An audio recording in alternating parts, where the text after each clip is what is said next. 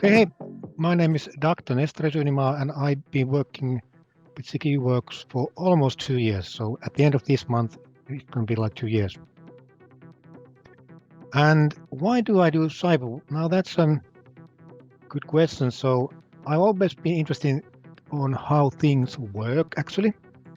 And my first hacking tool is from 2002 or something. So I was doing programming at that time, but I found a way to brute force passwords, and I wrote a program to that. So that's kind of like what was the first sparkle, if you will.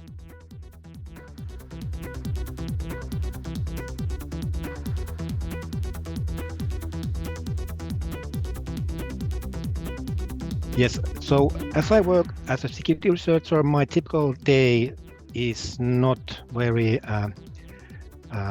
It's not the same every day. So it differs a lot. But what is common is that I wake up every day, I'm going to have breakfast, then I'm going to read news, email and social media, because I work in Finland and most of my colleagues are in US. So I kind of need to, keep up what has happened during the night. And then I'm going to start researching whatever I have under my research project at the moment. And typically it is I try to figure out how things work, like what happens when user is consuming a service, like with a mobile phone, for instance. When you are reading your email, what happens between the device and the cloud service? And then I try to find that if there's something bad you could do, are there any vulnerabilities? And then of course, the biggest part of my job is to, after I found those vulnerabilities, is to find out that how can we detect that, because that's what SecureWorks does. So we need to detect stuff, and if there's anything that we can do after the detection.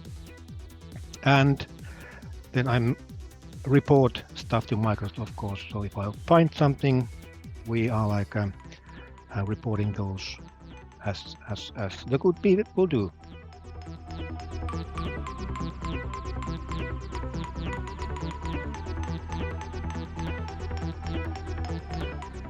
It depends, I would say, on the role. So, and I'm looking things from the researcher role. So you need to be, you need to have same grades as researchers do. So I also have an academic background. So I have a bachelor degree, I have master's degree, and then doctoral philosophy. And kind of there comes what I would say that what you need to work successfully as a researcher in cybersecurity. So you need to be a good researcher. So you need to be systematic, methodological, but also persistent, because things doesn't always work like that. So you need to repeat and repeat and repeat to be able to find something, for instance. And one thing that kind of is maybe the most important is that you need to be ethical. So if you find something, you shouldn't use that what you find to harm people, but more fix things. And I think those, and of course, because it's a cybersecurity, you need to be interested in technology, and you need to be able to constantly learn new things. So you can't. So it isn't 50 years ago. So you went to school and came out and then went to work and did that 50 years and that's it. But now you need to constantly learn new things because things are evolving so fast.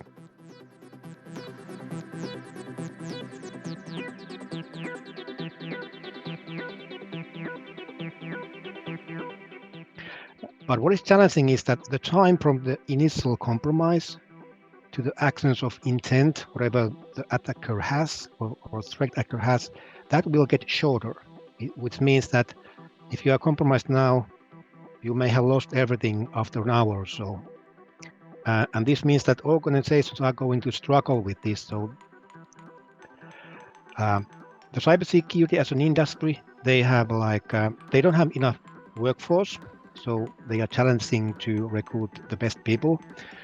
And it is much worse in our client organizations who are like a normal non-cybersecurity organization. So they really are like challenging to hire people to do that job for them. So I think that this is going to be in the future that organizations are going to specialize. So they are organizations like SecureWorks is that we are protecting others. So we have all like a 24/7 like security operations center, and we can monitor other organizations and then react if something happens. So they don't need to.